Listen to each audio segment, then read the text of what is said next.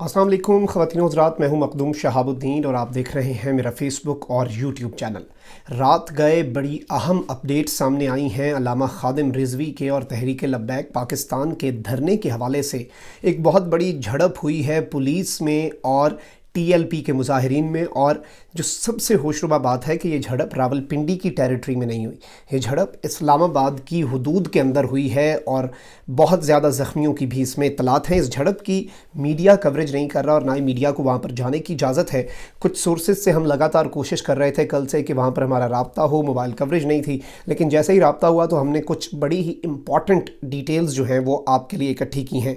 3-4 चीज़ें हैं। एक तो अल्लामा ख़ादिम रिज़वी के 2 मुतालबात क्या हैं, वो मुतालबात, उसके अलावा कितने लोग हैं और उनके पास कौन कौन से हथियार हैं, रात को क्या कुछ हुआ, इंटेलिजेंस के पास इस वक्त कौन सी बड़ी एक ख़बर है अंदर की इंटेलिजेंस एजेंसीज़ के पास और जिसकी वजह से पूरा इस्लामाबाद और पूरा रावलपिंडी जो है वो हाई अलर्ट है, वो भी हम आज की इस वीडियो में आपको सामने रखेंगे। और उसके साथ ही साथ मरियम नवाज़ ने इस मौके पर DGISI लेफ्टिनेंट जनरल फैज़ हमीद पर एक तंज़ भी किया है अपनी एक ट्वीट के ज़रिए, और सिर्फ एक लफ्ज़ लिखा है उन्होंने, लेकिन ये जो तंज़ है सीधा वार जो है ये लेफ्टिनेंट जनरल फैज़ हमीद पर और पाकिस्तान के इदारों पर और ISI पर है। इन तमाम तर चीज़ों को हम आज की इस वीडियो में डिस्कस करेंगे, लेकिन उससे पहले अगर अभी तक आपने चैनल को सब्सक्राइब नहीं किया तो सब्सक्राइब कर लें और घंटी के निशान को भी दबा दें ताकि आने वाली तमाम तर जो वीडियोज़ हैं वो आप तक पहुँचती रहें, और इसी तरह ईमानदारी के साथ हक़ाइक़ पर मबनी मुस्तनद ख़बरें मैं आप तक पहुँचाता रहूँ और बेबाक तज्ज़िये भी आप तक पहुँचते रहें। ख़वातीन व हज़रात, अल्लामा ख़ादिम रिज़वी ने 15 तारीख को ये एक मार्च करने का ऐलान किया था। इस मार्च के अंदर कुछ थोड़ी सी वहाँ पे आपस में उनकी कॉन्फ्लिक्ट हुआ, पुलिस के दरमियान काफ़ी इनकी एक दूसरे पर पथराव हुआ, आंसू गैस चले, लाठी चार्ज हुआ, थोड़ी सी लड़ाई हुई, कशीदगी बढ़ी, और अब ये मार्च जो है ये धरने का रुख इख्तियार कर चुकी है। और अल्लामा ख़ादिम रिज़वी वापस वहीं पे पहुंच चुके हैं जहाँ पे वो 2017 में थे, यानी कि फैज़ाबाद के मकाम पे। इस्लामाबाद रावलपिंडी के शहरी तो ये जानते होंगे, वैसे जो पूरे पाकिस्तान से लोग देख रहे हैं मैं उन्हें बता दूँ कि रावलपिंडी और इस्लामाबाद के दरमियान फैज़ाबाद का जो इलाका ये बड़ा इंपॉर्टेंट है, ये जंक्शन समझा जाता है इस्लामाबाद और रावलपिंडी का, और बहुत ज़्यादा लोग जुड़वा शहरों में इन जगहों से कम्यूट करने के लिए इसे इस्तेमाल करते हैं। तो इस जगह के ऊपर धरना देने का मकसद भी ये है कि जो भी हुकूमत उसे उसकी गर्दन से पकड़ लेना, यानी उनकी पूरी कोशिश होती है कि ये आगे चलें। इस वक्त अगर बात की जाए कितने लोग हैं वहाँ पे, कितने आदमी हैं, जिसे हम कहते हैं मीडिया की टर्म में कितने आदमी थे और उनके पास कौन कौन से हथियार हैं, तो तकरीबन 4 से 5 हज़ार लोग हैं। अलबत्ता बारिश है, ठंड बढ़ गई है, इसके बावजूद वहाँ पे लोग हैं, और ऐसे लोग भी देखे गए हैं जो कि धरने में शिरकत नहीं कर रहे लेकिन घरों से कंबल और रज़ाइयाँ वगैरह वहाँ पर मुजाहिरीन को पहुँचा रहे हैं। डंडे हैं इनके पास, लाठियाँ हैं, और इसकी तस्दीक हुई है। और अब मैं अगर आपको बताऊं कि अल्लामा ख़ादिम रिज़वी जो हैं उनके 2 मुतालबात क्या हैं, उनके 2 बड़े मुतालबे हैं। पहला मुतालबा उनका है कि जो फ़्रांस की एम्बेसी है उसे बंद किया जाए, और ना सिर्फ फ़्रांस की एम्बेसी को बंद किया जाए, फ़्रांस के एम्बेसडर को भी वापस भेज दिया जाए। एम्बेसडर को वापस भेजना भी थोड़ा सा प्रैक्टिकल लगता है, लेकिन एम्बेसी बंद होना बड़ा मुश्किल होता है, क्योंकि फ़्रांस के अंदर पाकिस्तान के शहरी मौजूद हैं, पाकिस्तान के अंदर फ़्रांस के शहरी मौजूद हैं, तो उनके जो मफादात हैं उनका तहफ़्फ़ुज़ करना बड़ा ज़रूरी होता है, और ये एक बहुत बड़ा डिप्लोमेटिक स्टेप होता है। ये टर्की ने भी अभी तक नहीं किया। एम्बेसडर को निकालना एक और चीज़ होती है, एम्बेसी बंद करना, सिफारतखाना बंद करना एक बहुत ही एक्सट्रीम स्टेप होता है, क्योंकि पाकिस्तान ने आज तक इंडिया में अपना हाई कमीशन बंद नहीं किया, और उसकी वजह भी यही है कि वहाँ पर जो मौजूद होते हैं लोग, उन्हें बड़ी ज़रूरत होती है उस चीज़ की, और एक सिफारत खाना ही होता है जो अपने मुल्क के शहरी जो हैं उनके जो मसाइल हैं उन्हें हल करता है।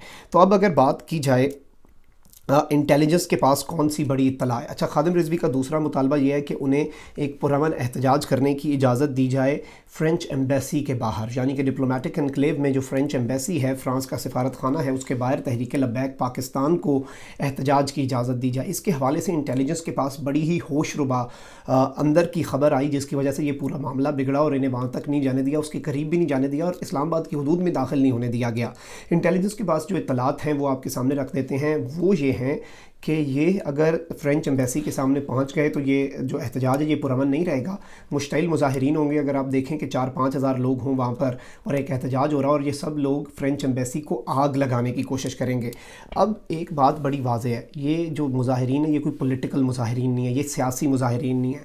इस फैक्टर को समझने की ज़रूरत है कि जब PTI का धरना होता है, नून लीग का धरना होता है, पीपल्स पार्टी का धरना होता है, किसी का भी धरना होता है, तो उनमें जब डंडे खा रहे होते हैं लोग तो उन्हें लग रहा होता है कि हम नवाज़ शरीफ के पीछे डंडा खा کھا رہے ہیں, ہم عمران خان کے پیچھے کھا رہے ہیں تو ان کے حوصلے پست ہو سکتے ہیں. یہ لوگ جو ہیں یہ خادم رضوی کے پیچھے نہیں, یہ حضور کی ناموس کے پیچھے نکلے ہوئے ہیں.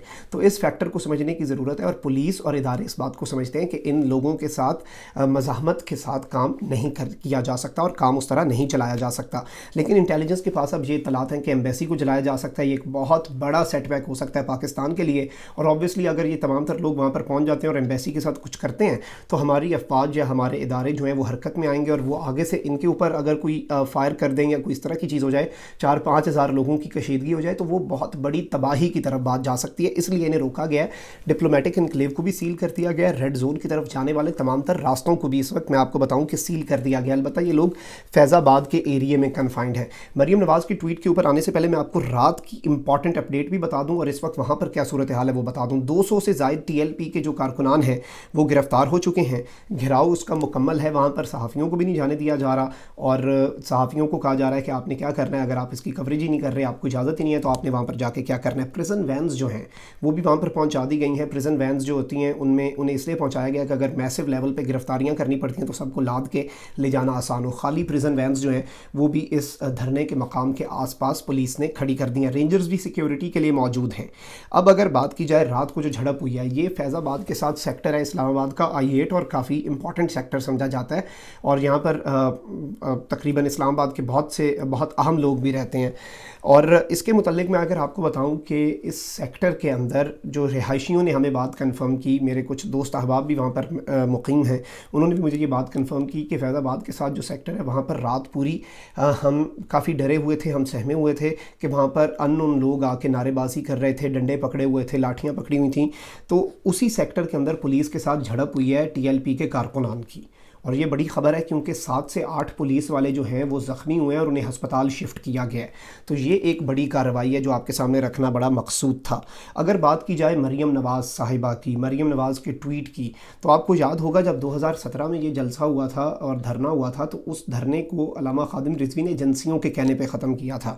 اور اس وقت کا اگر آپ معاہدہ دیکھیں تو اس کے اندر ISI کے ایک افسر تھے, DG ISI نہیں تھے, ISI کے ایک افسر تھے میجر جنرل فیض, تو ان کے سگنیچر بھی تھے. وہ میجر جنرل فیض اب ترقی پا کے لیفٹیننٹ جنرل فیض ہو چکے ہیں, اور وہ DG ISI ہیں.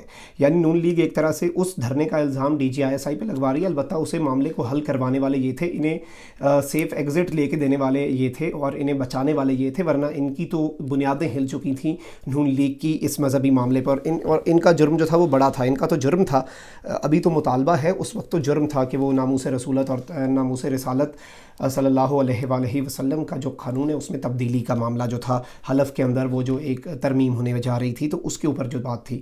البتہ اس کے اوپر مریم نواز نے جو ٹویٹ کر کے لکھا ہے, آسمہ شرازی جو ہیں ان کی ٹویٹ کو شیئر کر کے ساتھ لکھا کارما. کارما ہوتا ہے بیسیکلی انگریزی کا لفظ ہے, اور اسے کہتے ہیں کہ جو کسی کے لیے ساتھ برا کرتے ہیں وہ مڑ کے آپ کے ساتھ آتا ہے. یعنی کہ وہ کہنے کی کوشش کر رہی ہیں کہ یہ PTI کو مائلیج دینے کے لیے نون لیگ کے خلاف ایجنسیوں نے جو کرایا, آج وہی ایجنسیوں کے گلے کی ہڈی بن چکے ہیں علامہ خادم رضوی. تو مریم نواز جو ہے وہ اس کے اندر بھی سیاست کر رہی ہیں اس معاملے کے اندر, اور وہ تمام تر لوگ جو کہ نون لیگ کے دور میں علامہ خادم رضوی کے خلاف بولتے تھے, آج وہ علامہ خادم رضوی کے پیغام کو بہت زیادہ پہنچا رہے ہیں. ہاں, اب میسج علامہ خادم رضوی کا مطالبہ بہت درست ہو سکتا ہے, تمام تر پاکستانی اس کے ساتھ ہیں. طریقہ کار پہ بہت سے لوگوں کو ریزرویشنز ہیں, اور بہت سے لوگ اس پہ اعتراض کر رہے ہیں کہ تھوڑا سا ایکسٹریم نیریٹو نہ رکھا جائے, اور ریاست پاکستان, کیونکہ 2 ہی ملک ہیں جو بولے ہیں اس کے اوپر, ترکی اور پاکستان. تو ان دونوں ممالک نے بڑا اچھے طریقے سے پاکستان کا کیس آگے رکھا ہے. فرانس کے خلاف بہت زیادہ کارروائی کی ہے, فرانس کو اس کی بڑی آگ بھی لگی ہوئی ہے. تو ان دونوں ممالک کا کردار آلریڈی بڑا اچھا تھا, تو ان دونوں ممالک کے لوگوں کو احتجاج کی ایسا کوئی ضرورت نہیں تھی. یہ بھی بہت سے ناقدین کہہ رہے ہیں علامہ خادم رضوی کی کیمپین کے اوپر. اب آنے والے کچھ دن بڑے امپورٹنٹ ہونے والے ہیں, کیونکہ علامہ خادم رضوی کا جب بھی دھرنا ہوتا ہے تو وہ بڑا لمبا دھرنا ہوتا ہے, اور وہ کوئی چھوٹا دھرنا نہیں ہوتا, کیونکہ ان کے جو لوگ ہیں وہ ان کا جو یقین ہے وہ بڑا متسلسل ہوتا ہے. اب اس کے اندر اب علامہ خادم رضوی صاحب کو بھی 1-2 باتیں سمجھنے کی ضرورت ہے, اور ان کے سپورٹرز کو بھی یہ باتیں سمجھنے کی ضرورت ہے کہ اس وقت ملک کے اندر جو حالات ہیں, بھارت کے اندر مودی ٹینکوں پہ کھڑا ہو کے فوجی وردی پہن کے باتیں کرتا ہے, تو اس کے لیے وقت ہم مختلف چن سکتے تھے, کیونکہ ظاہری بات ہے اپنی دکانیں توڑنا, اپنے شہر بند کرنا, اپنی سڑکیں بند کرنے سے فرانس کو کوئی فرق نہیں پڑے گا. مصنوعات کا بائیکاٹ کی مہم تھی, ہم نے وہ کرنی ہے, حضور کی شان کے اوپر کوئی کمپرومائز نہیں کرنا, اور مطالبہ جو ہے اس کے ساتھ پوری قوم کھڑی ہے, لیکن طریقہ کار کے اوپر بہت سے لوگوں کو ریزرویشنز ہیں.